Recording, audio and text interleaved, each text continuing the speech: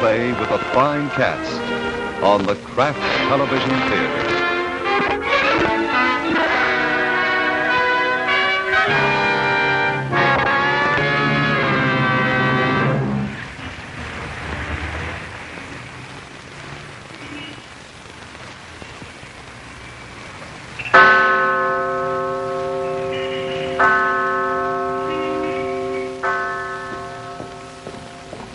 Good morning, Miss Maria. Good morning, Bill. This early, you'll have to take the local. Doesn't matter. Okay, take it up.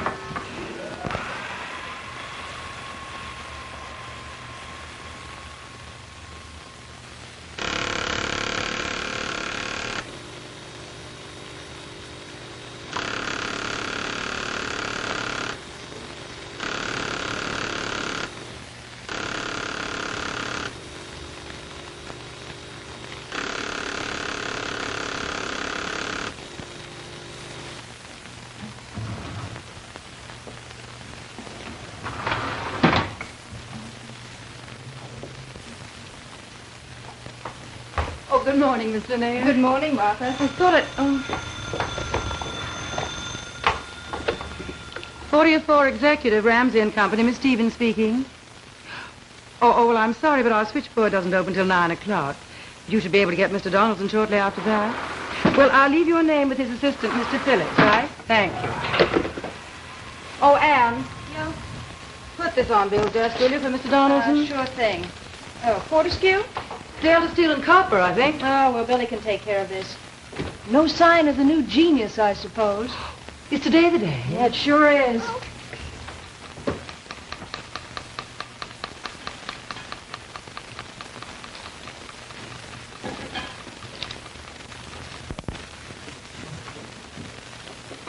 Yes, Anne? Can I help you, Miss Lanier? Why, thank you. Would you fill that with water for Mr. Ramsey? Certainly, Miss Lanier. The new executive arrives today, doesn't he? Mr. Staples? Yes.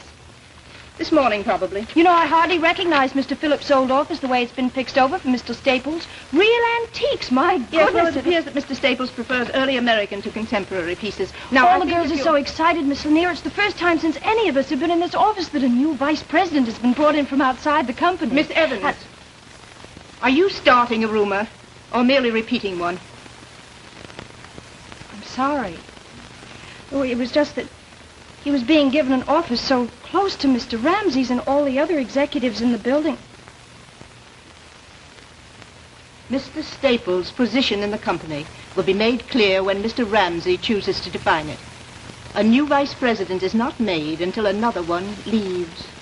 Our guesses, even on a secretarial level, could cause others a great deal of embarrassment, possibly even harm. Yes, ma'am.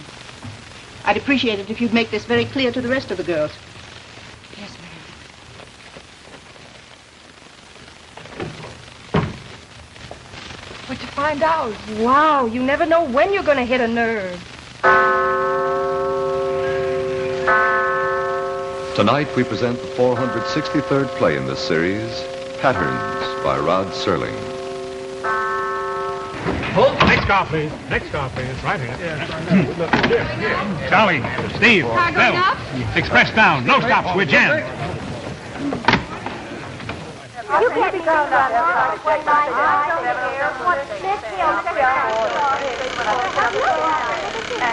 I'm sorry, sir. All the outside lines are taken. We're waiting. Good morning, Miss Hill. My boss in here? No, you're lucky. Subway, it was tied up on 14th. Yes, dear, I've heard that one, too. Oh, good morning, Mr. Ramsey. Miss Stevens?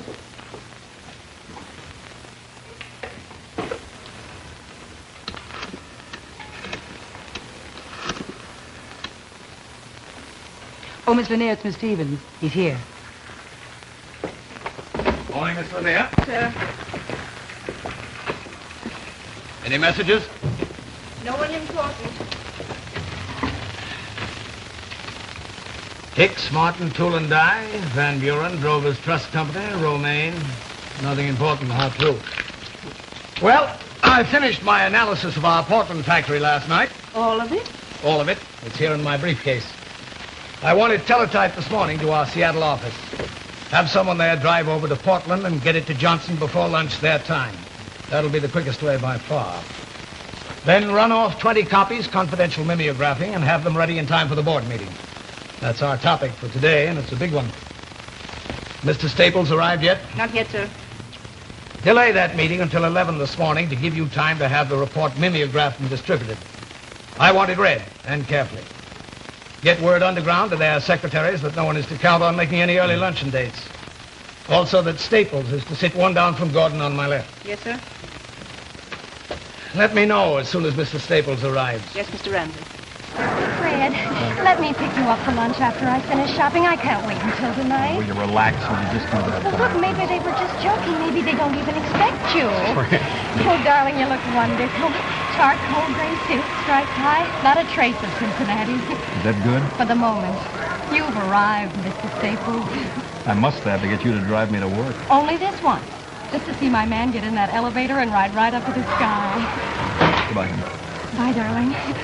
Oh, Fred. Oh, Take good care of yourself. Oh, I'm sorry, sir. This will be the next elevator right here. I want Ramsey and Company. The board there. Good morning. The board there says. Yes, sir. Executive or administrative? Executive, Mr. Ramsey. That's the 40th floor, sir. Good morning. Thank you. Oh, sir, you want the tower, sir? What? The tower elevator, sir. That's the first corridor to the right. Oh, right. Thank you. Elevator will take the right up. Morning. Come on, Marge. Well, Mr. Ramsey really fixed this place up for him, didn't he? Very nice. Nice spot for the boss's new assistant. Every Three year down of for the efficiency. Yes, Marge. Mr. Staples goes into Mr. Sloane's adjoining office because they happen to be working together, or will work together. You girls see hidden meaning in wall colors. You know, Margie, it's pretty much common knowledge that your Mr. Sloane isn't exactly the fair-haired boy around here. That's not common knowledge. It's common gossip. Mr. Staples. I'm Margaret Lanier, Mr. Ramsey's secretary. Well, how do you do, Mr. Lanier? Mr. Ramsey would, of course, be here to welcome you himself, but you caught him on a long-distance telephone call. Quite all right. May I show you back to your office? Well, thank you. Very much. Oh, have you met Miss Stevens? Yes. Oh, well, I introduced myself, Miss Lanier. Fine. Then just come with me, Mr. Staples. And may I bid you my own personal welcome? We're very glad to see you. Well, thank you, Mr. Lanier. Good morning. Staples? Yes. Ah, I'm Jameson, head of purchasing. Welcome aboard. Oh, how are you? Thank you very much, sir. See you at the meeting. Right on. Right. Oh, excuse me, sir. That's Staples. Uh-huh. Any first impression? Oh, he looks a nice guy and young. How young? About 20 years under what I expected.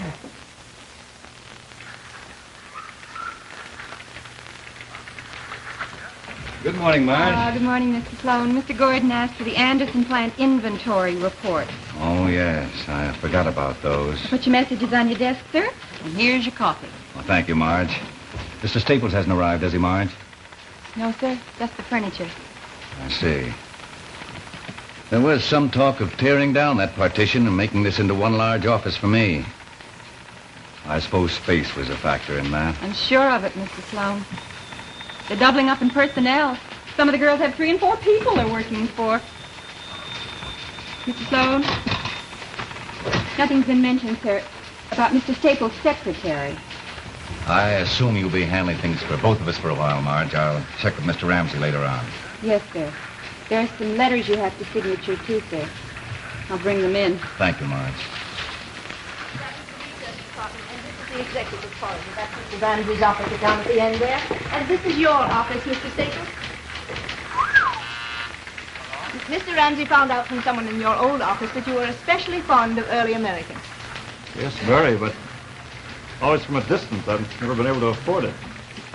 Oh, this is Miss Fleming, Mr. Staples. She'll be your secretary for the time being. Oh, how are you, Miss Fleming? How do you do, Mr. Staples? And now, if you'll excuse me, I must go. Goodbye, Mr. Staples. Goodbye, Mr. Lanier, and thank you again. All right. This is certainly some office, Miss Fleming. Mr. Ramsey tries to furnish each office to fit the taste of the person in it. He flatters me. We will be sharing for a while the best secretary in the office. You're a lucky man. Let me be the last to bid you welcome. Well, thank you. You're, Andy Sloane, Oh, known as yes. your immediate superior. Only as time goes by, I get less and less immediate. I think Mr. Ramsey said you'd been ill, Mr. Sloane? Oh, did he? Actually, it was just a pesky stomach acting up on me. Are you busy? Yes, very. Oh. Thank you very much. I was just going to try out my desk and then get busy trying to look busy. You won't have that trouble much longer. Mr. Ramsey has very definitive ideas about executives' working capacity. You'll be busy. You were in Cincinnati, that it? Yes. A little plant I managed out there and did some subcontracting stuff for Mr. Ramsey, and he seemed to think I'd fit in here, so here I am. He's quite a guy. Ramsey? He comes pretty close to being a production genius. He's also no slouch when it comes to judging men. You must have blown a bugle in his ear out in Ohio. He brought you here in a hurry. As I remember, my side of the conversation was principally just shaking and nodding my head. A pretty dynamic man, as you probably know. Yes, I know. You've been with the firm quite some time, Mr. Sloane. Sandy to most people. Yeah, 24 years. 24 glorious years. That kind of makes you an institution. One of the security boys, that's me. Stay in one place, Sloane. You must really like it, huh? Yes, I like it. I seem to recall Mr. Ramsey speaking of you as a production man. You're an engineer, aren't you? Why, yes, but from what he said, I think I'll be doing just a little bit of everything here. Mostly industrial relations. Oh? It's been one of my specialties. Oh. I guess we ought to work pretty well together. Sure we will. Excuse me. Mr. Ramsey called a meeting in the conference room, Mr. Sloane. Oh, thank you, Marge. Well, it's been a pleasure meeting you. Fred, is it? That's right, Andy. Mr. Ramsey's expecting Mr. Staples, too. Oh? Well, I'll go in with you if you don't mind. All right, sure. I just have to pick up a few papers in my office first, though. Sure hope Mr. Ramsey remembers hiring me. Mr. Ramsey rarely forgets anything. After you. I think I better leave that with you. I'll contact you later about that.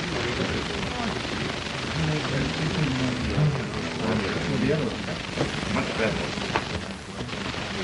Will you do that? I will. Oh, the second chair over there, Mr. Staples, please. Thank you.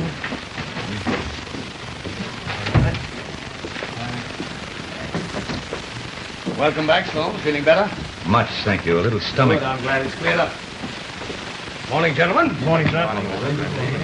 At our board meeting last Friday, the purchase of the Anderson plant was discussed.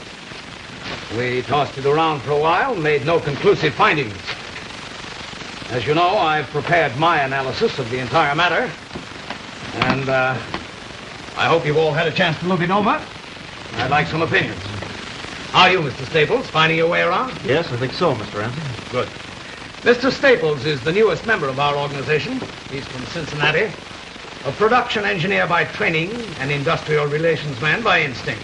I expect good things from him. You've met everyone, I think. Yes, sir. All right, gentlemen, let's get to this Anderson matter. Does it look feasible to you? Look practical? Oh, yes, it's practical, all right. I see so. How about you, Sloane? You look injured by it all. You mentioned here probable time of purchase as sometime next spring. The plant will be in receivership until then? That's what it says.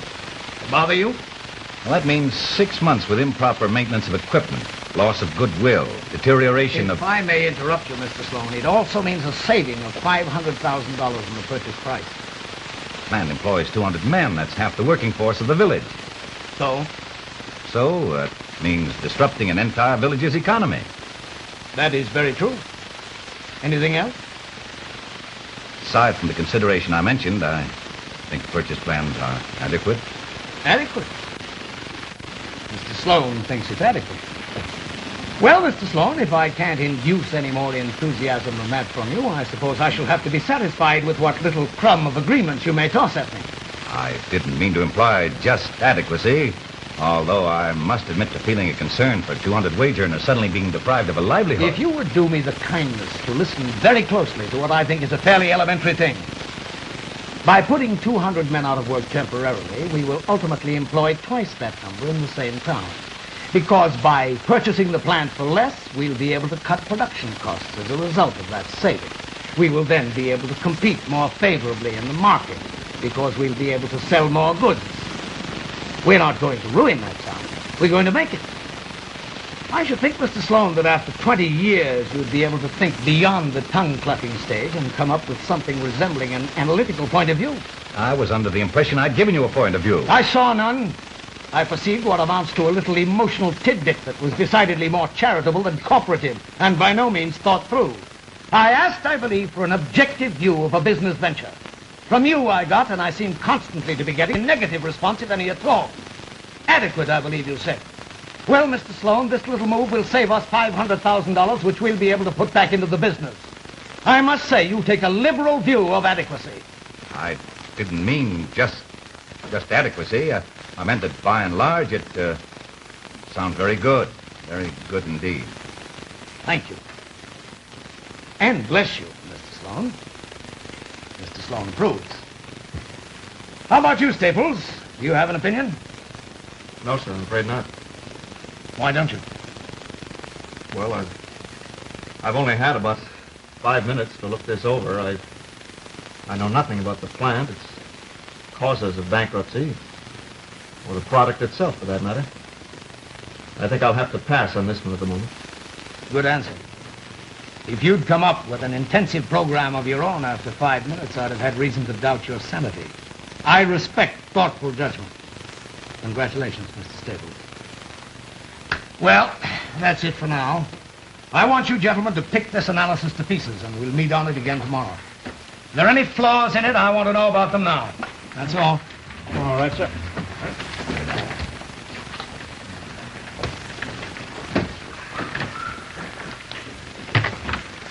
How is that stomach, Andy? Acting up again? I think much better. Good boy. You leave early this week. Get some rest. Oh, Staples. Yes, sir. Good to have you with us. Thank you. Find a house, did you? Yes, we're renting out in Westville, Connecticut. Oh, that's lovely country there. I'm sure you'll enjoy it. Give my best to Mrs. Staples. I do hope we can have dinner together soon. See you later, Andy.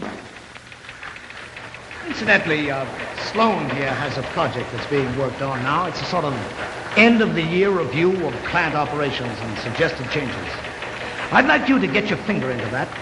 I think you could be of help to him. Matter of fact, I'm sure you can, Staples.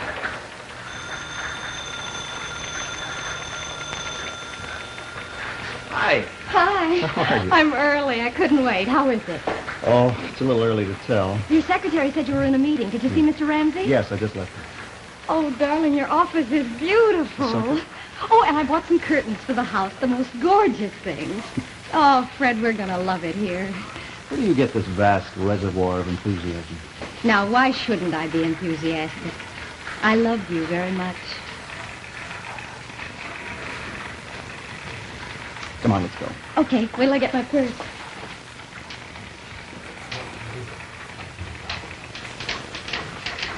Mom, I got some paper. Tomorrow.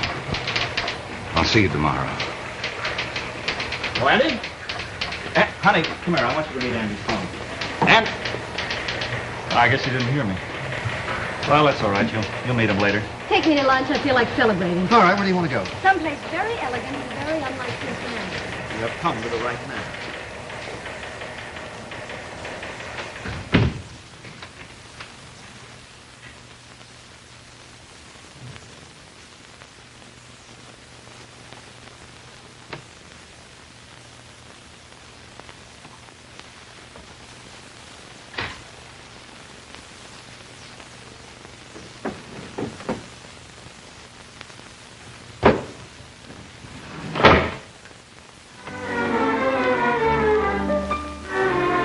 We'll be back in a moment with the second act of Patterns, featuring an all-star cast with Richard Kiley, Ed Begley, Everett, Sloane, and brought to you on the Kraft Television Theater by the Kraft Foods Company, whose good cooks tonight bring you a luscious cake frosting. It's a marvelous mocha frosting that we make with instant coffee and the world's best cream cheese. It's one of the famous Philly frostings that is never grainy, never too soft, never too hard, always just perfect. It's no wonder that millions of women make them regularly because they're so easy and so extra good. The secret is genuine Philadelphia brand cream cheese, the kind with the special goodness that nobody has ever been able to copy. For our frosting, we're going to measure 6 level tablespoons from this half-pound package of fresh, delicate cream cheese. Or you could use a whole 3-ounce package. Now then, here we have creamed up our 6 tablespoons of Philadelphia brand, and we're blending in 1 tablespoon of milk. That's the way. Then we gradually add 2½ cups of sifted confectioner's sugar. When that's all blended in nice and smooth, we add 2 teaspoons of instant coffee powder.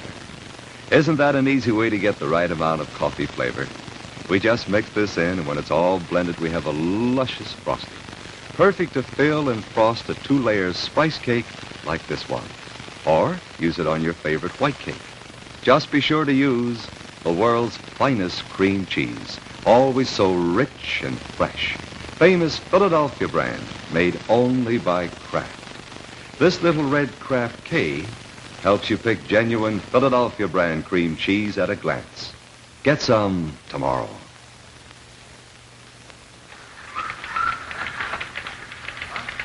We continue with Act 2 of Patterns by Rod Serling.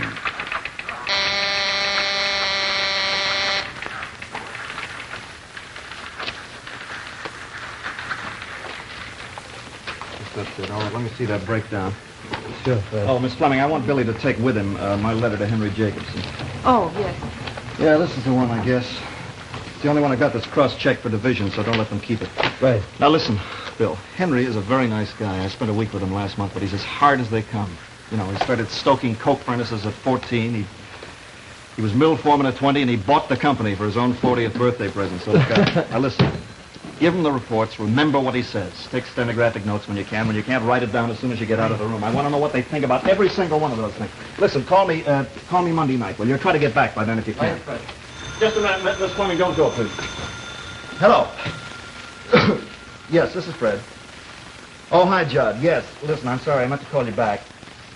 That Atlantic States nitrate meeting. Yeah, it's been set up for March the 8th. I'd like a delay on it. Would you do that? Fine. Did those wires get out? Yes, sir, they did. Hello. Hello, Judd. Oh, that's fine. That's wonderful. That'll help a great deal. Okay, I'll see you in the dining room at lunch. Right.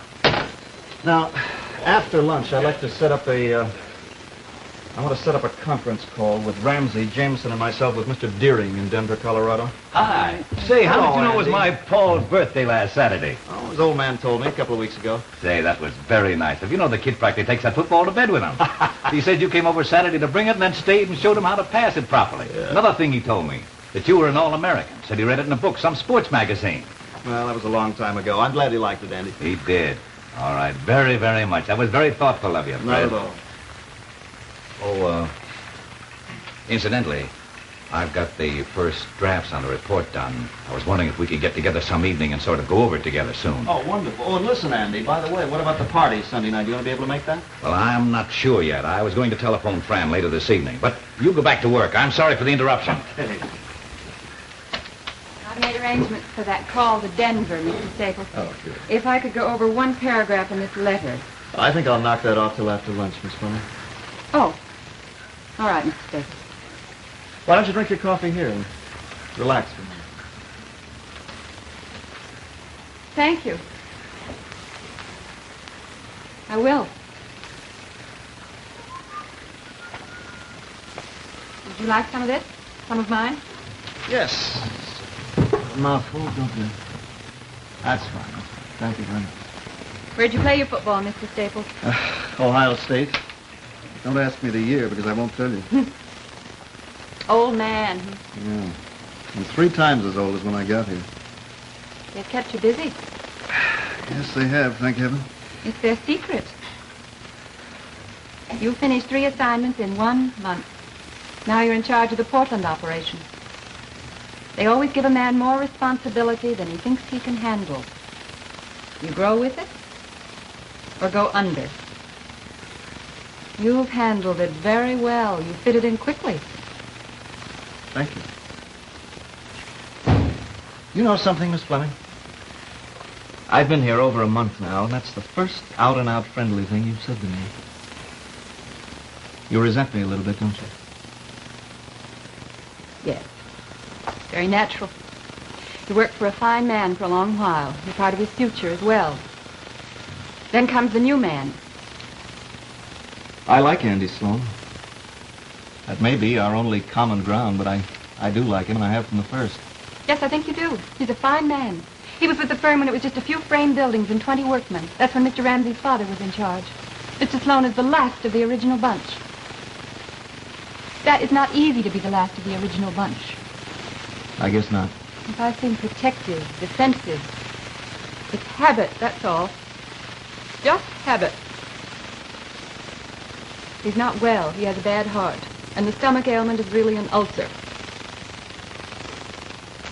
I guess that's just about par for the executive course, isn't it? At least one recognizable ulcer.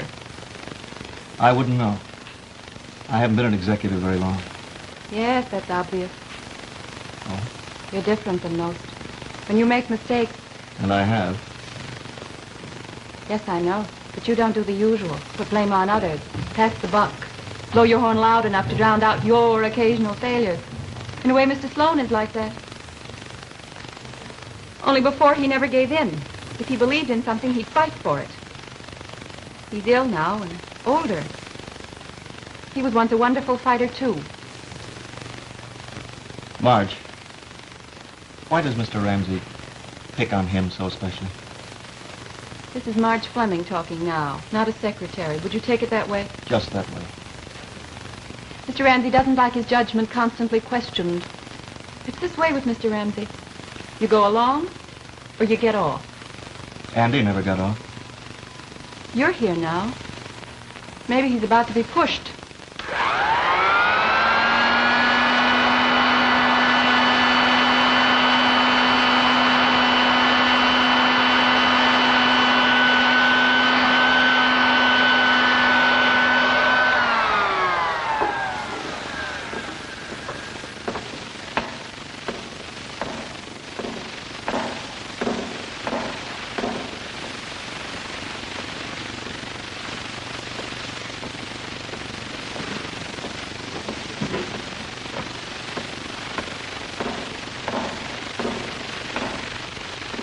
Paul?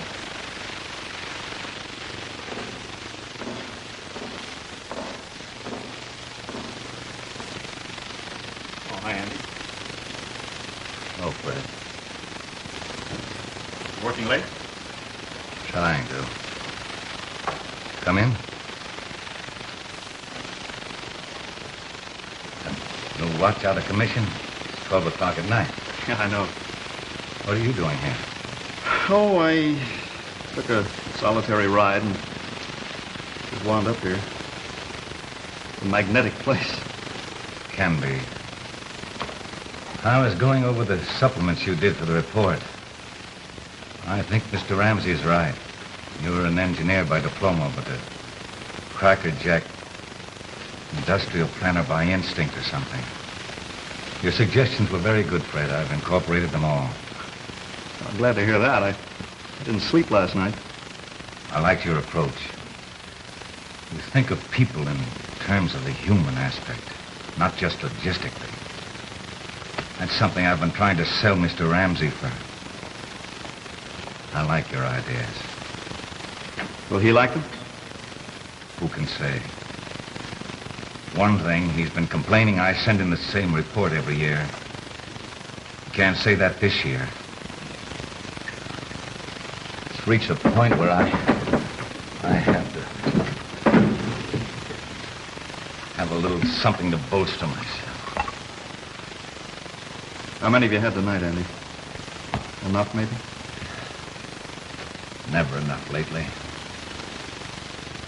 Sit down, Fred. Sit down quietly like a nice, sympathetic friend and associate. I'm wondering if you're as good a human being as you are an industrial relations man. He doesn't like me. No. Why doesn't he fire me? On our level, you don't get fired. You resign. They don't know how to say get out. So they create a situation you can't work in and finally can't live in. Tension, doubt, mostly subtle, sometimes violent. They keep chipping away at your pride, your security, till first you begin to doubt and then fear and then finally hate.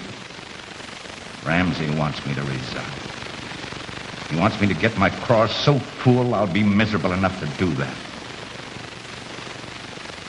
Take it.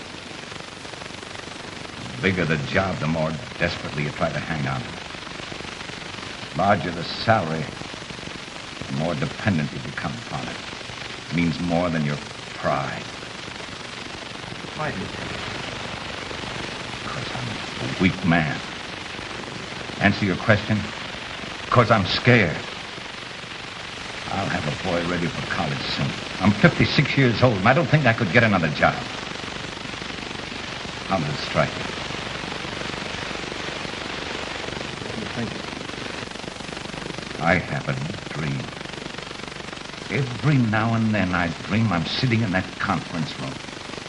And he starts to work me over for something I've done that he doesn't like. And then I get up. And I walk over to him. And I spit in his eye. And I smack him. And I say to him, Ramsey! I say to him, Ramsey! Take it easy, will you?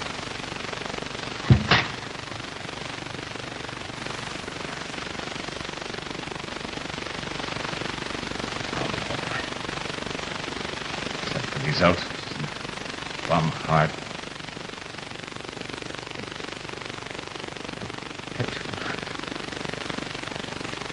Is there anything I can do?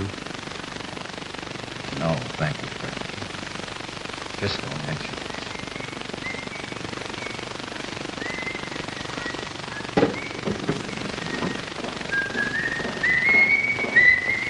That's son Paul. He was going to pick me up here. Tell him I've gone home, that I had to get some rest. Come on now, Andy, get up. Do as I tell you, please, Fred. Help me.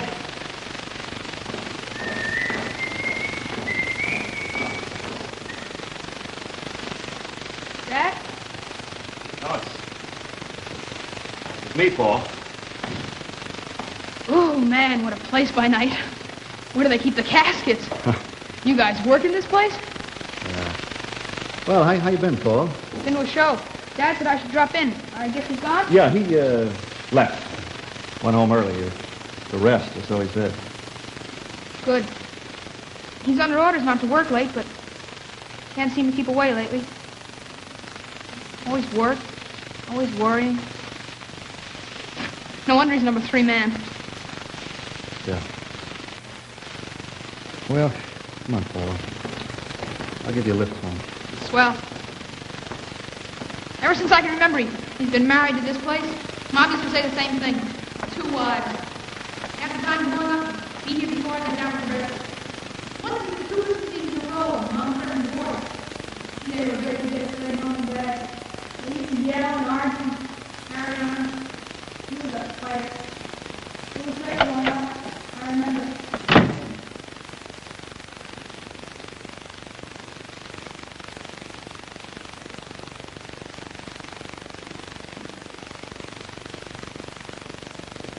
Come on, Walter. Let me get you another drink. No, I'm sorry. I'm afraid I have to go, Fran. Fran, it's been a lovely party. I have enjoyed it so much. Good night.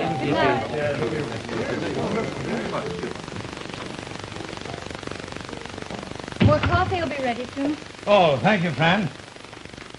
Now, my father's recipe for coffee was to mix salt and chocolate with the grounds. Cook them all up together. He'd never drink anything else. Sounds wonderful. They serve it at a restaurant that I eat at frequently. I must remember to mention it to Fred. We'll eat there together. You said he was a confirmed coffee drinker? Dedicated. Good. He's quite a young man. How do you like his report? Thank you for letting me see it, Fran. I know it's not according to Hoyle at a dinner party, but acceptable even so.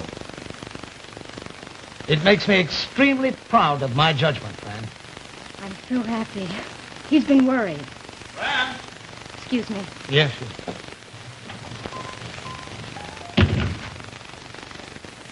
How are you getting along with Ramsey? Delightfully. He's a tremendous person, Fred. Where is he? Staying the night? No, he's in the study. Cozy. Good night, Fran. It's a wonderful party. Oh, good night, Bob. Makes me think I ought to get married myself. Come back. Fred, this is some very interesting reading material here. I took the liberty of accepting Fran's invitation to look over your report. Oh? Well, how does it strike you? I like it. Of course, I can't say that I agree with all your conclusions, but I'll hear arguments from you. It'll be good to hear arguments again, for a change. That's the best news of the evening. I like initiative, Fred. I like a man who think a new thought, take a different step on his own. You know, Andy and I thought that if we could work out some kind of a... Andy? Come now, Staples. I know Andy's work. I've been exposed to it since I was of voting age. This isn't Andy's thinking. Well, Mr. Ramsey, I don't know what Fran may have told you, Look, but... Fred, learn to accept success. Don't take half of your accomplishment and hand it out gratuitously to the man on your left who hasn't the stuff to do it on his own. There'll be a meeting tomorrow. We can discuss the report then. I don't want to... Look, Fred, I never give undue credit. Ask your friend Sloane. You think I'm tough on him, don't you? I am tough on him. He's a good man, Mr. Ramsey. He was a good man. And grandfather clocks were good clocks, and Stanley steamers were good cars, but you can't run them in competition today. Well, some of them. So do I. Some of them. Still, a man with his experience, he'd be awfully hard to replace.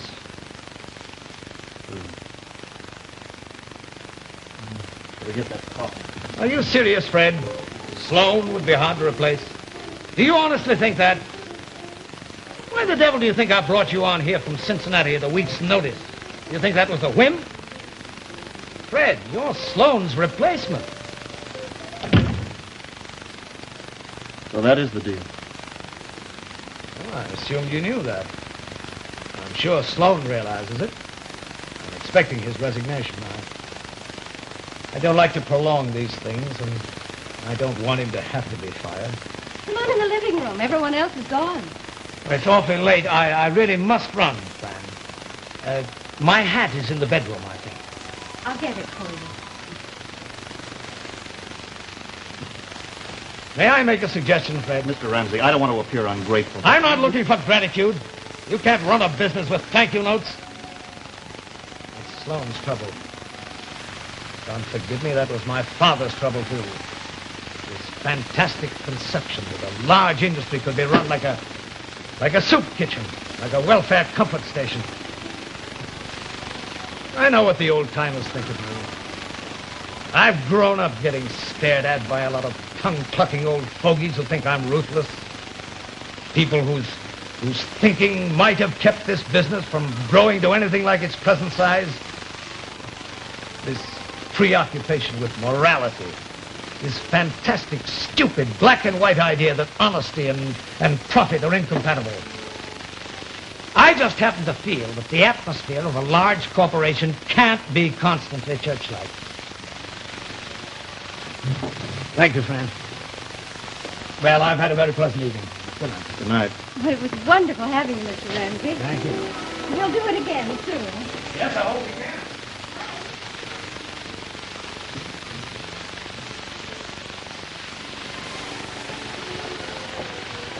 What was that all about? I'm Andy Sloane's replacement. The vice presidency?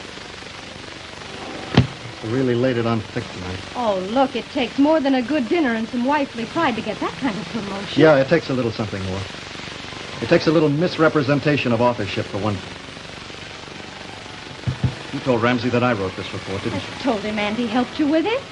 It was Andy's basic idea. The same idea he's had for years. I've gathered that much. Fred, you gave it life. You worked it out and made it practical. Even so, Look, he was... I know how much you did on that report. I also know you can't stand winning because you hate to see a loser. I don't like stepping another human being to get into a capital gains bracket. Tomorrow morning in that meeting, it's going to beat Andy to death to make him resign. I didn't hear you tell Mr. Ramsey he was mistaken. I didn't hear any clear-cut defense of Mr. Sloane. If you don't want to be successful, tell that to Mr. Ramsey. He'll hand you a broom and you can check in every night at 7. Don't tell me. I'm sick to death of hearing it. Oh, I don't want to argue with you. Neither do I. I just want you to answer me. Did you tell Mr. Ramsey your wife was mistaken? Did you tell him you were taking vows you shouldn't be? No, I didn't. Why? Because I want the job. Thank you for a straight and honest answer. I think we can both go to sleep now.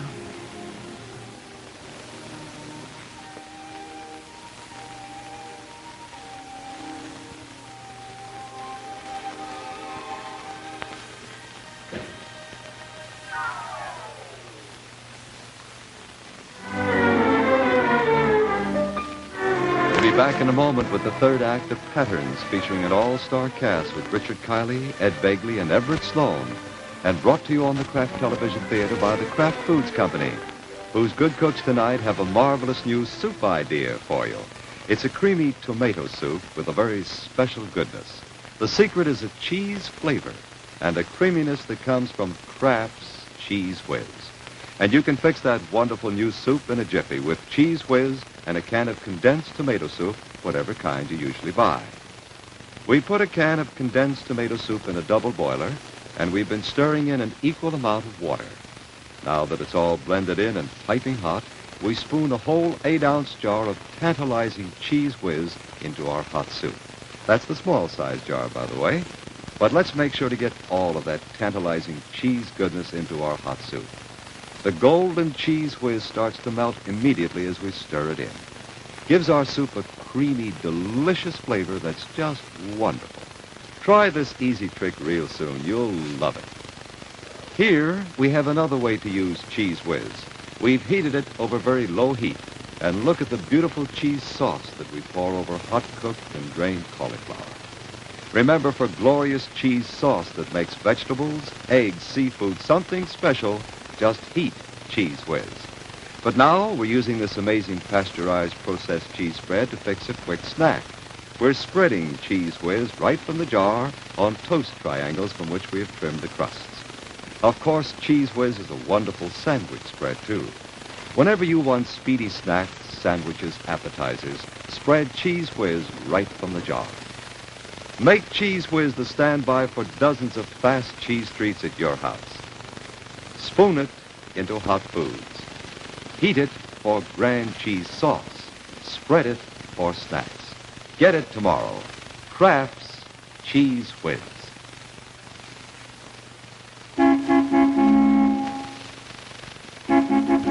All right.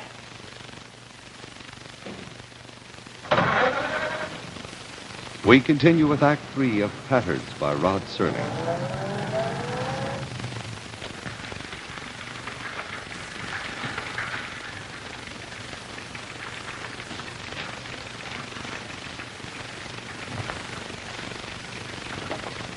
At last, my report all done. Get Miss Lanier to initial that for confidential memo, please. Yes, sir, I will. Thank you, Marge.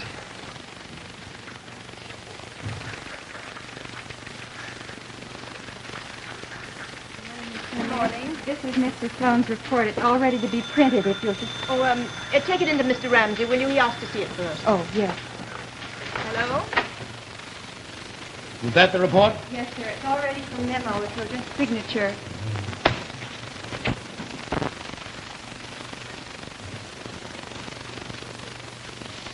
Print it. Mr. Ramsey, I'm sure that... I've read the report, Miss Fleming, and I've discussed it thoroughly with Mr. Staples. Print it.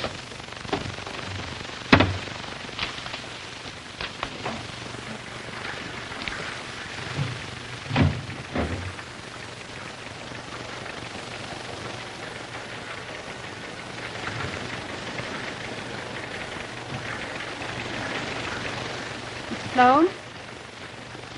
There's something you have to know about.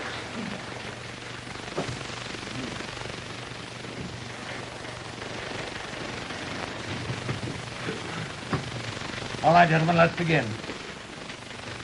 I've received all the departmental reports that have been turned in. By and large, they show effort and thought. One in particular is unique in its effort and ingenious in its thought. For Mr. Fred Staples of our organization goes my heartfelt thanks and congratulations. His year-end report is ingenious, comprehensive, and fresh. Congratulations, Mr. Staples. Your success is a reaffirmation of my own judgment. My own good judgment, I may add. Mr. Ramsey. Now, Mr. Staples, if you're going to drench me with modesty, I may have to reevaluate that judgment. This is not modesty, Mr. Ramsey. It's just a clearing up of what appears to be a misunderstanding. Now, Andy here actually I'm had getting as to much... Andy. Mr. Sloane, you'll pardon me if I come right to the point and if I appear direct and highly unflattering. Mr. Sloane saw fit to add his name to this document. Respectfully submitted, Mr. Andrew Sloane, Mr. Frederick Staples. You know what I call that, Mr. Sloane? I call it presumptuous. You're taking credit for someone else's work. A man slips, he clutches, he loses his stuff, he tries to borrow someone else's. That's not true. You think I'm mistaken? Yes, Mr. you are Sloane? mistaken. You recollect, no doubt, that I built this business from a scratch pile of old lumber and one machine into a giant. And I made very few mistakes doing it. Made one in Few this one. mistakes in business and few mistakes in judging men. In this matter, you're mistaken. I'm not mistaken. Your work hasn't shown this stamp of talent and originality in 10 years. My work? That's not fair. Mr. Ramsey, you are mistaken, sir. Andy had every right to And put his you're name on it. mistaken if you think you can have this meeting degenerate into a private clash of personalities. I want you to sit down. Oh, Andy, tell him, for heaven's sake, tell him! Mr. Ramsey. Mr. Ramsey. A misunderstanding arose through his secretarial error. My name was not supposed to be put on that thing.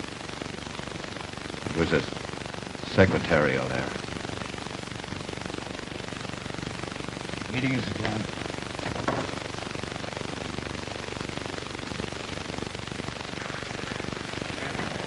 Andy! Andy, what is it? Is it your heart? My pills. Doctor left in my office. All right, I'll get them. Staples, get an ambulance and see that he's not moving. Still giving orders. Do me a favor, Fred. Tell him to go to...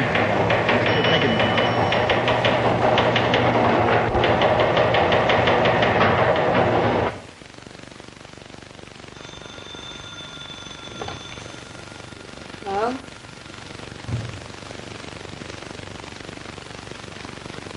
15 minutes ago.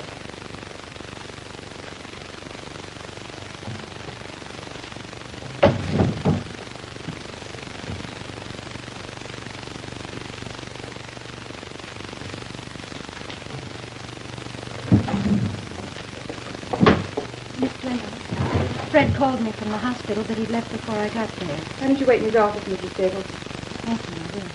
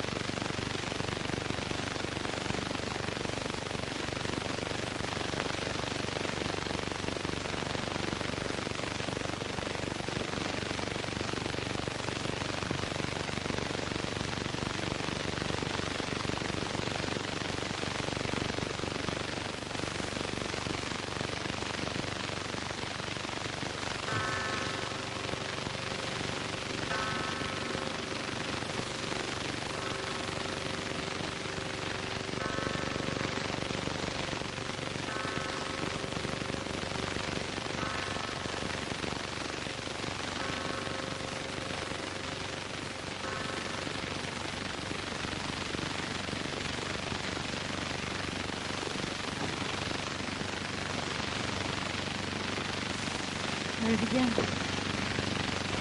I've been on the phone talking to his boys, and I've been in the bar talking to myself. And I've about run out of conversation.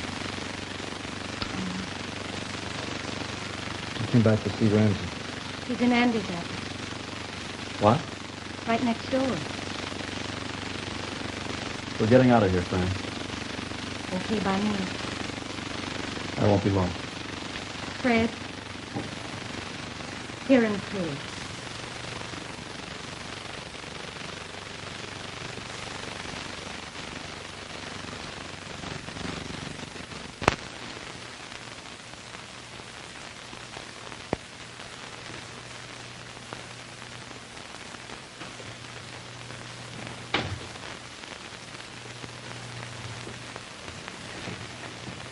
He's expecting you.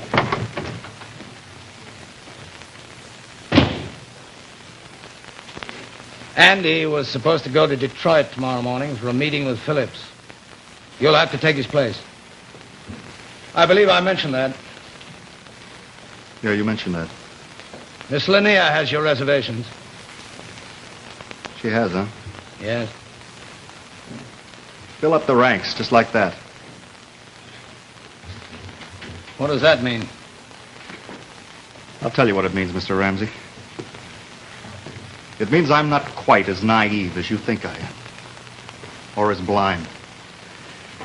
You kept harping about Andy Sloane's weakness. It wasn't his weakness that kept digging into you. It was his decency. Andy Sloane was your conscience. He was a constant nagging reminder that some things are wrong. Keep going, friend. You used him as a whipping boy to try to make him quit. You made him backtrack and knuckle under, and you finally beat him to death. You wanted him out, but you wouldn't fire him. That's true. You know, it may be a rotten thing to lick a man's boots, but it's a lot worse to be the man whose boots have to be licked. I'm not a nice human being. What else? You're not a human being, period. You're a freak. You're an organizational marvel with no compassion for human weakness.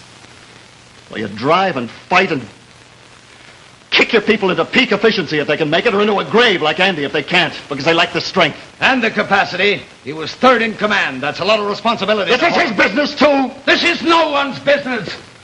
It belongs only to the best. To those who can keep it growing, producing, keep it alive. It belongs to us today, yes. But in the future, it belongs to whoever can give it more. And as far as you're concerned... Don't try to fire me. I still hold this floor, and I still have a few seconds left to officially... What do you want from me? Apologies? Guys. A nice unsullied conscience. You walk out of here with a halo because you spoke your mind. And then what do? You go to work for some nickel and dime outfit run by nice people who won't challenge you, who won't beat your head in, who won't make your talent achieve a height you never dreamed of. A company where you're the best and there's no competition and nothing to fight for. Where everything is handed to you. Where nothing is important enough to fight for. All right, now it's my turn. What do you want? I want you to stay. I need help on my level, and you're the only one who's able to function there. All right, you don't like me. I'm not a nice person in your mind. But you learn more, grow more, and do more with me than anywhere else, because I'll run you ragged until you do. I don't want you to like me. Fight me. Take over if you can. And watch the business grow from your effort beyond even our dreams. Be your conscience for me if you want. Be anything you like. And if it's something I don't like, you'll know about it soon enough. But if you stay, you're going to have to fight for every idea and principle that's holy to you. I think you're strong enough to take it. And if not, I think you're strong enough to get out. I think that's acceptable. No reservations? No. Make that one reservation. Andy Sloane had a dream. A pathetic little wish that someday he'd come in here and break your jaw. I reserve the right to keep that wish for him. I'll have it written into the contract. With a little rider that gives me the same privilege. I'll see you tomorrow.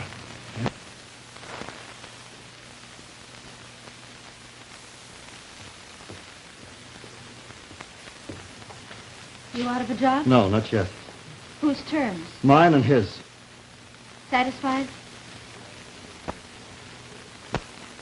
Very. I'm glad. You want me to take you home? No, I can manage. Finish your work. I'm sure you have some. I have. Night.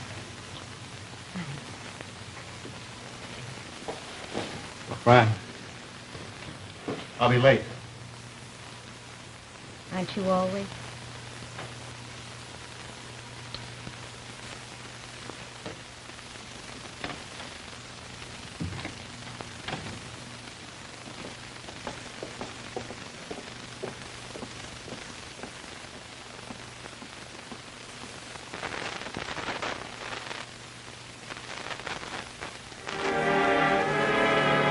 The Kraft Television Theater just presented Patterns by Rod Serling.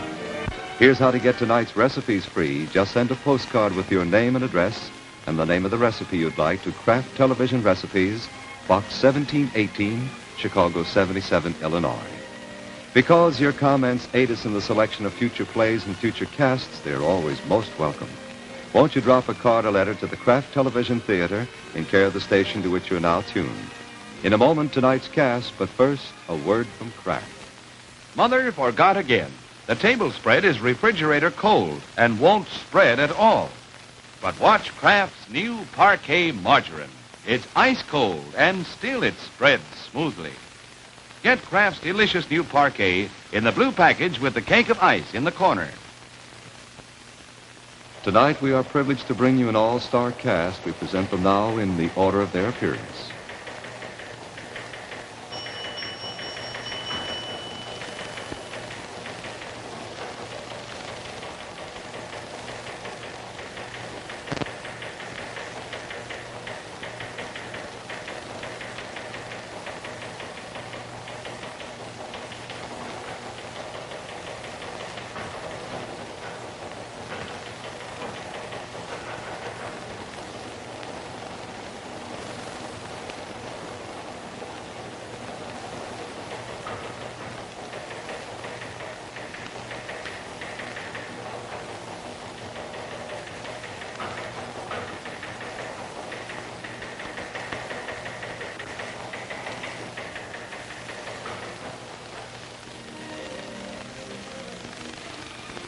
The polio fight is still far from over. Despite the new vaccine, there will be new polio cases in 55. To fight infantile paralysis and to help protect every American child, send dimes and dollars to local March of Dimes headquarters.